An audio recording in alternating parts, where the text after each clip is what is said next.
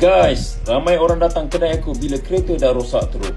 Padahal banyak masalah sebenarnya boleh dielakkan awal-awal. Contoh paling biasa, engine overheating. Selalu jadi sebab coolant dah lama tak tukar atau radiator terlalu kotor. Mula-mula nampak macam benda kecil. Sekali repair, boleh rabak poket. Lepas tu brake berbunyi krik-krik.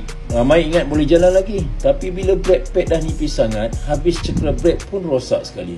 Dari tukar murah, terus jadi mahal. Aircon pula mula-mula kurang sejuk je. Rupa-rupanya filter dah kotor atau gas dah kurang. Last-last tengah panas jam, memang menyeksakan guys. Ada juga steering gegar masa tekan brake. Itu tanda cakra brake dah bengkok sebab terlalu panas. Kalau biar lama, driving pun jadi tak sedap dan kurang selamat. Paling ramai alami, pagi-pagi enjin susah nak hidup. Bateri dah lemah atau sebab plug dah sampai masa tukar. Sebab tu aku selalu pesan dekat customer, maintenance jangan tunggu rosak baru nak buat. Cek kereta setiap 3-4 bulan.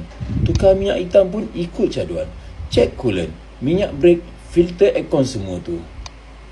Percayalah guys, maintenance sikit hari ini boleh selamatkan ribuan ringgit esok hari. Sebab tu ramai customer pilih spare part original import dekat kami.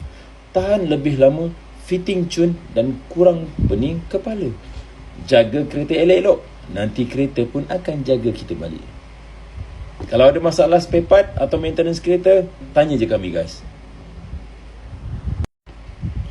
Bagi anda yang sedang mencari alat ganti kenderaan untuk kereta anda, tak kira sama ada kereta Jepun, kereta Korea, kereta Malaysia ataupun Continental Car, anda boleh hubungi kami di Asma Auto Parts Senayan Berhad.